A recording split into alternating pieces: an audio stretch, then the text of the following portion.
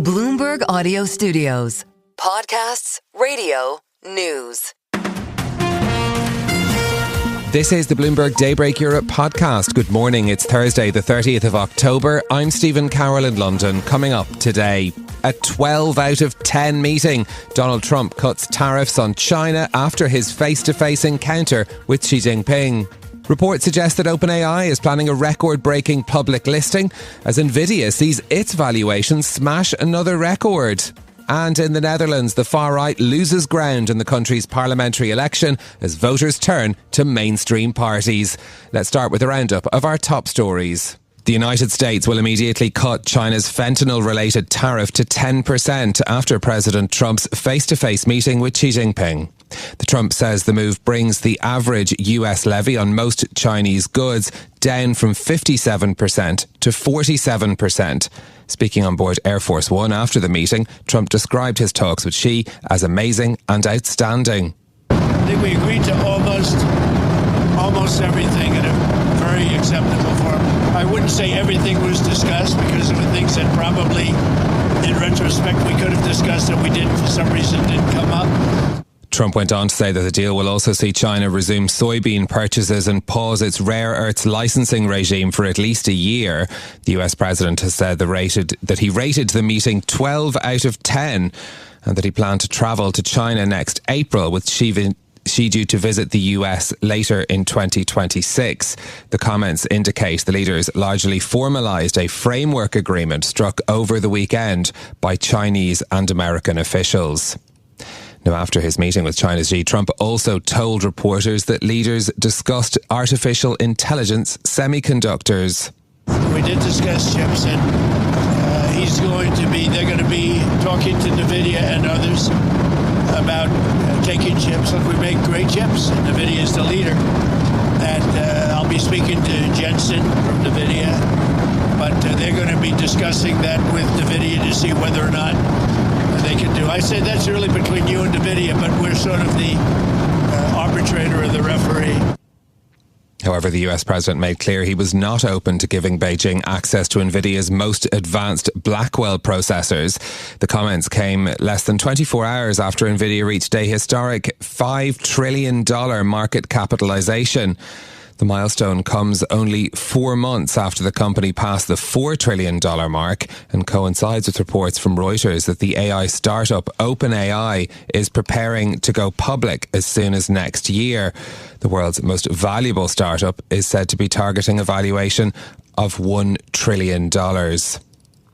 Now, some of the world's biggest tech companies reported strong earnings, but investors are instead focusing on their spending on AI. Revenues at Alphabet, Microsoft and Meta all beat estimates in the last quarter. Together, the firms racked up some $78 billion in capital expenditures last quarter, up 89% from a year earlier.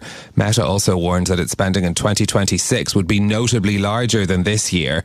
Kurt Wagner is Bloomberg's senior technology reporter. If you were sitting here, trying to get comfortable with this idea that Meta is throwing tens of billions per year, hundreds of billions over the next decade on AI, you probably were hoping that the Q4 numbers were going to be a home run, right? Not just an inline sort of, we'll do what we said we were going to do. You want that to be a lot larger if you're going to hear that the spending is going to ramp up as dramatically as it will in 2026. Kurt Wagner speaking there as Meta's shares declined by over 7% in after-hours trading. Microsoft shares fell by 4% in after-hours as the software giant warned it's still suffering from a computing capacity crunch. Shares in Alphabet, meanwhile, were the bright spot, up by 7% post-market. Let's take you through some of the banks reporting earnings this morning in Europe. France's Société Générale has reported better than expected profit in the third quarter as fixed income trading gained and expenses declined. Revenue from trading debt securities and currencies rose by 12% from a year earlier, offsetting a drop in equities trading revenue. Net income increased by 11% to €1.52 billion, well ahead of what analysts were estimating. It was helped by lower costs and declining credit provisions. Standard Chartered has raised its outlook for income and returns as it reported third quarter profits that beat estimates. The Asia-focused lender's performance was boosted by a record quarter for wealth solutions. It saw adjusted pre-tax profits rise to just under $2 billion. We've also been hearing from Spain's BBVA reporting net income for the third quarter that met average analyst estimates, coming in just above €2.5 billion. Net income slightly better than had been expected at €6.64 billion as well. This is the first set of results from BBVA since its $19 billion offer for rival Sabadell collapsed when it was rejected by shareholders.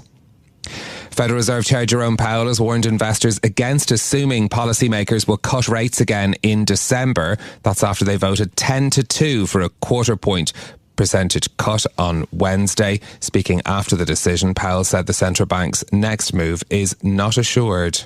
At a time when we have tension between our two goals, we have strong views across the committee. And as I mentioned, there were strongly differing views today. And the takeaway from that is that we haven't made a decision about December. After Jerome Powell's remarks, investors pared their expectations of a cut in December to around a 70% chance. That's down from over 90% from before we heard from the Fed chair. The UK's Prime Minister Keir Starmer has refused to rule out major tax hikes in next month's budget. When asked by the Conservative leader Kemi Badenoch if he'd keep his pledge not to raise income tax, national insurance or VAT, Starmer sought to blame her record in office. The Tories did even more damage to the economy than we previously thought. Now we will turn that around. The shift in language comes as economists see few alternatives to higher taxes, as the growth has been too tepid to restore the public finances. When earlier in the year Starmer was asked the same question by Badenoch, he'd simply answered yes. This comes as a new survey of small businesses shows confidence slumping ahead of the budget next month.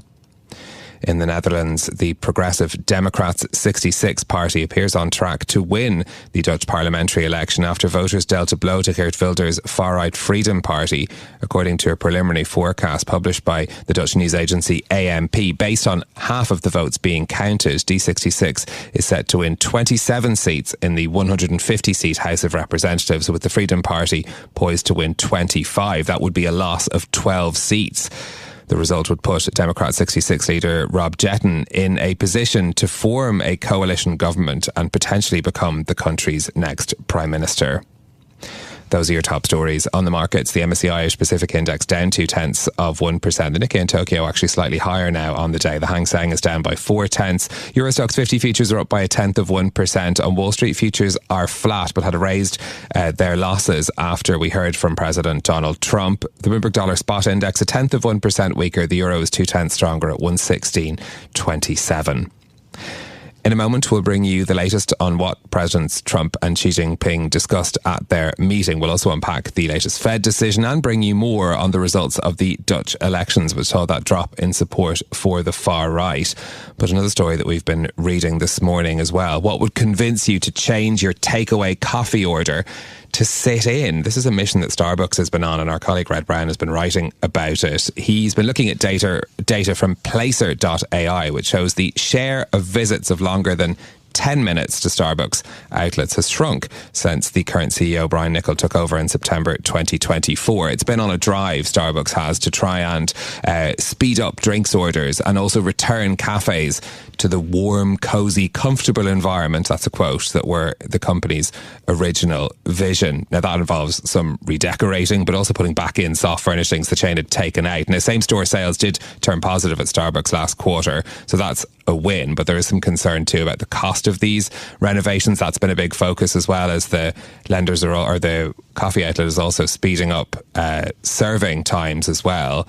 80% of its drinks are now served in less than 4 minutes. So that is an improvement for them as they've been beefing up staffing as well. Very interesting to watch. The strategy, though, was trying to encourage people to stay, but also get them their drinks faster. I don't know which would encourage me in which direction. You can read Red Brown's piece on Bloomberg.com, and we'll put a link to it in our podcast show notes. Let's bring you more now on what Donald Trump and Xi Jinping discussed during their 90-minute meeting. Our Chief North Asia correspondent Stephen Engel joins me now from Busan in South Korea, where that meeting took place. Stephen, great to talk to you. Donald Trump has been very positive about this meeting, announcing the reduction in tariffs on Chinese goods. Take us through the key headlines that we learned from the meeting.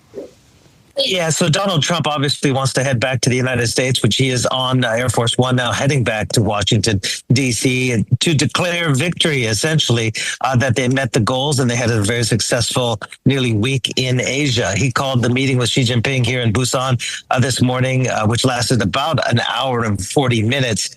Was amazing, he said. He actually went as far to say on a scale of 0 to 10, he depicted it as a 12. So he's quite optimistic that this was a good meeting and could be a springboard for more discussions, obviously. The big takeaway, well, there's two takeaways, really. A lot of the talks centered around fentanyl, but the markets are kind of not cheering it because there wasn't, it was more about what wasn't discussed between Xi and Trump that the markets are reacting to. I can talk about that in a little bit, but the key takeaway is that the U.S. will cut U.S. fentanyl-related tariffs by half, back to the original 10% premium that they had put on. And of course, subsequently over the last 6 months, they increased that to 20% because of inaction by the Chinese. So he's basically cutting that back to the original tariff that he had added to Chinese goods because of inaction by the Chinese on fentanyl. He says she will take concrete steps to stop the flow of those precursors, the chemicals that go in to fentanyl. And the other thing is China, will resume soybean purchases, what Donald Trump says, a tremendous amount of soybeans, and also pause its rare earth licensing regime for at least a year. We still haven't gotten the Chinese readout of the talks, though. Okay, so we await that with interest. But let's talk about what we didn't learn from the meeting. What areas weren't discussed or don't appear to have seen progress?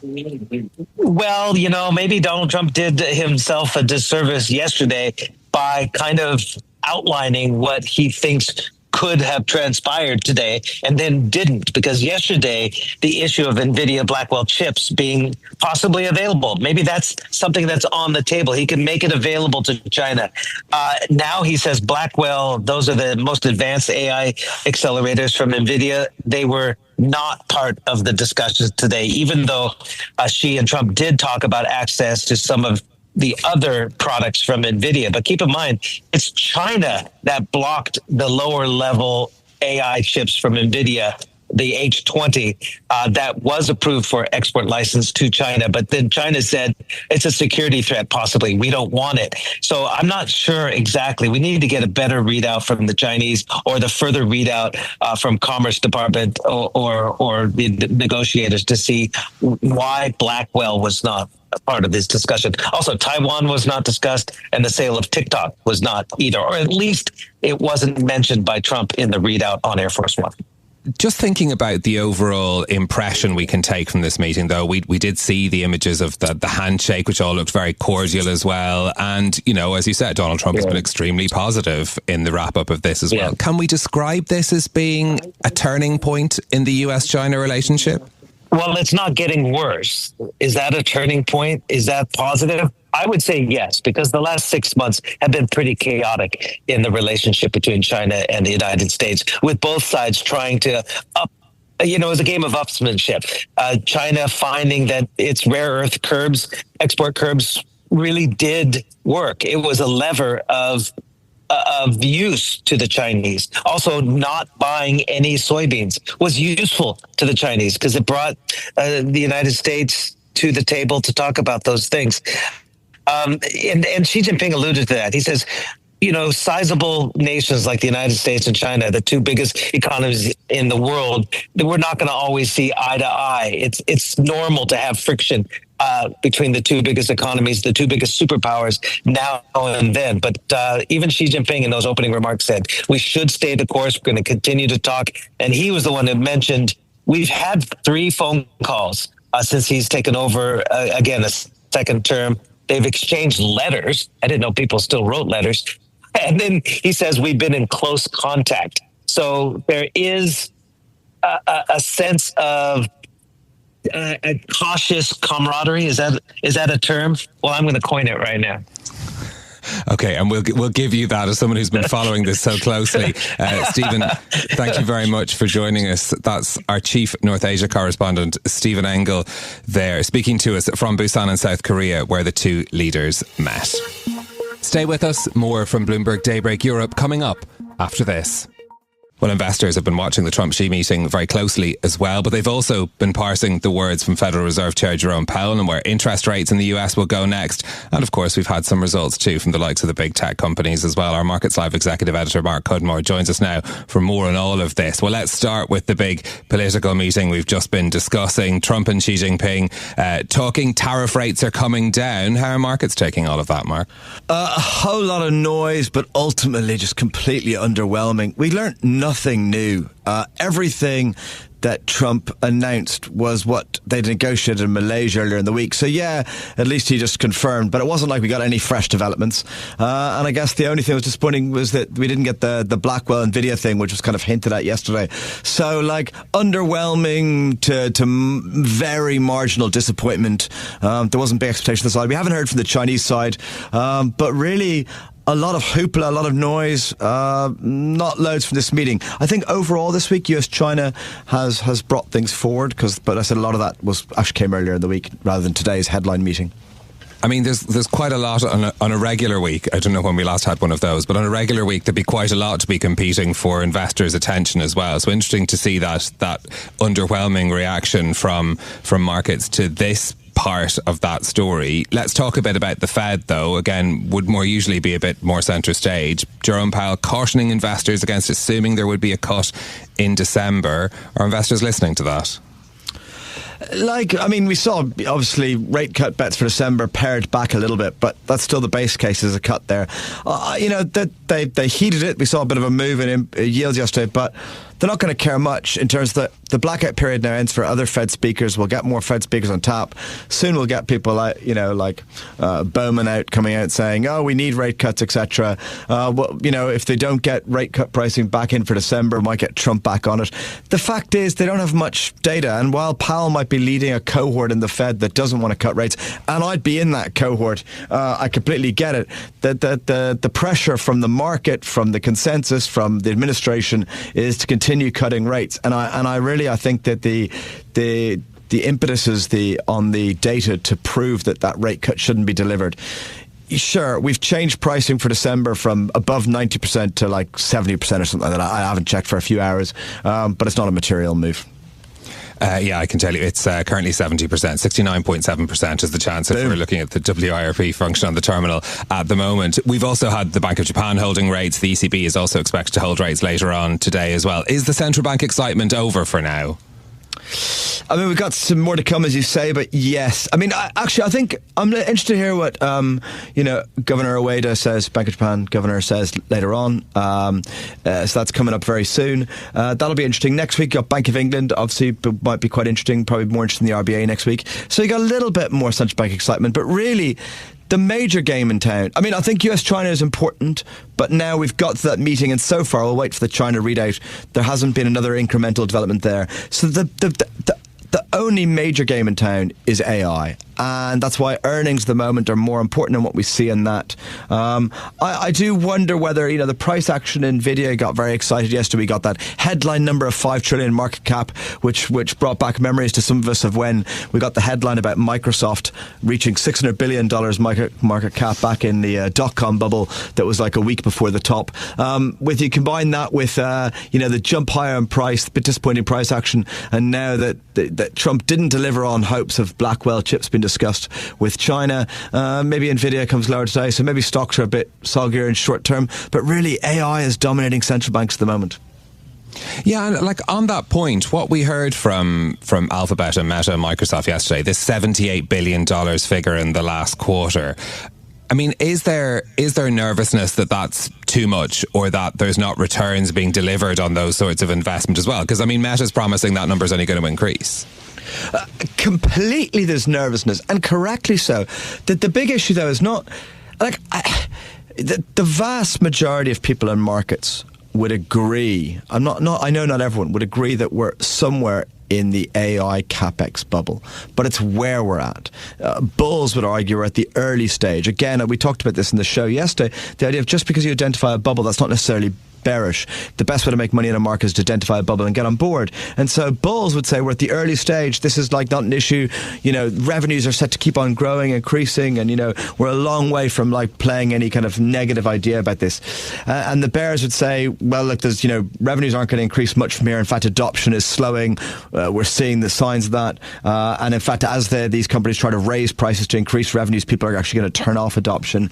And so therefore, it's just where we are in that CapEx bubble. I'm in the camp that we're not early, but we're also not right at the end. But I'm nervous about it because it is such a massive CapEx bubble. I don't know. I'm completely open-minded. I will be ready to change my mind in this in a moment as I get new information, as we get more earnings. But my base case assumption right now is that the bubble bursting is for 2026 and not for right now. Okay, Mark Cudmore, our Markets Live executive editor. You can read the latest from Mark and his colleagues at MLive on the terminal as well. The voters in the Netherlands have turned away from the far-right party of Geert Wilders, instead backing mainstream political groups in yesterday's general election. The votes are still being counted and forming a government will take some time. Let's bring in our reporter Michal Kubala for more on this story. Michal, what is the latest that we have in terms of the results of this election?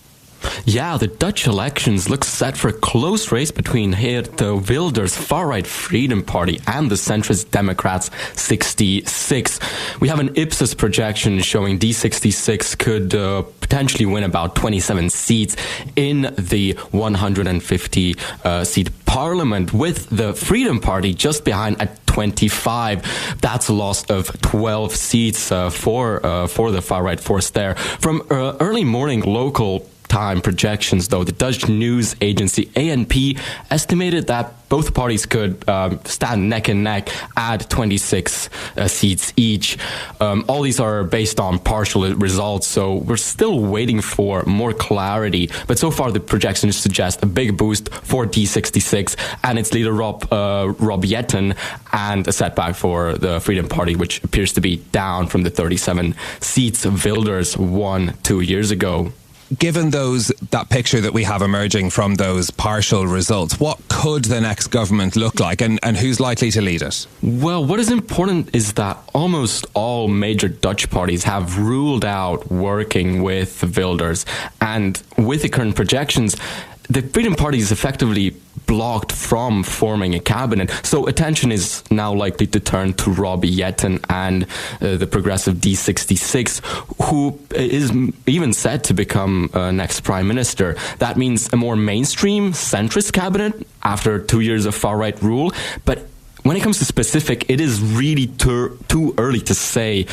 Forming a government in the Netherlands is infamously complicated. There's hardly any threshold for a party to enter the lower house, so it usually takes several of them coming together to reach a majority of 76 seats.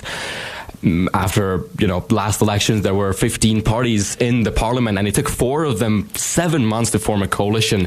It's among the slowest countries in Europe to form a government. And with Jetten's D66's centrist stance, they could be looking right to form a workable alliance, and all that means only the coming months will tell. Yeah, indeed, and plenty of negotiations to be had from here as well. What will be the key challenges, though, in store for the next government in the Netherlands? A lot of the campaigning has centered on anger over immigration. That was Geert Wilders, slamming migration from Islamic countries, pushing an anti-Islam rhetoric, saying the religion is putting freedom in the Netherlands in peril. On migration, the D66 has called for finding a more balanced approach between, finding a balance between attracting international specialist staff needed in the country and ditching workforces that are less crucial to the economy.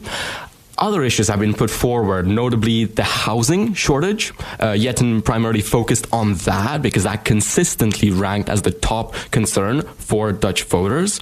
But there's also the fears of the Netherlands losing its competitive edge. And the next cabinet will also have to navigate the recent seizure by the government of Chinese-owned chipmaker Nexperia. So that's a diplomatic fallout to definitely keep an eye out for. Michal, a lot of those issues are issues being debated also at a European level. What does this result mean for the European Union and Europe more broadly? It does speak of a trend of sorts. 2 years ago, when Geert Wilders and his Freedom Party won the election, it was read as another chapter in Europe's far-right surge.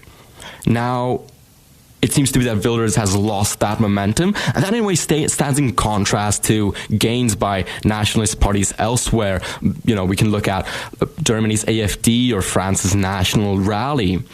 From a European Union point of view, the Netherlands remains and has remained anchored in the pro-EU sort of mainstream. But this fragmented result that we're likely to see just shows how volatile European politics have become. We have this split between populist, green, centrist, conservative and other forces, and all of those factors are really reshuffling the political deck here in Europe. This is Bloomberg Daybreak Europe, your morning brief on the stories making news from London to Wall Street and beyond. Look for us on your podcast feed every morning on Apple, Spotify and anywhere else you get your podcasts. You can also listen live each morning on London DAB Radio, the Bloomberg Business app and Bloomberg.com. Our flagship New York station is also available on your Amazon Alexa devices. Just say, Alexa, play Bloomberg 1130. I'm Caroline Hepker. And I'm Stephen Carroll. Join us again tomorrow morning for all the news you need to start your day, right here on Bloomberg Daybreak Europe.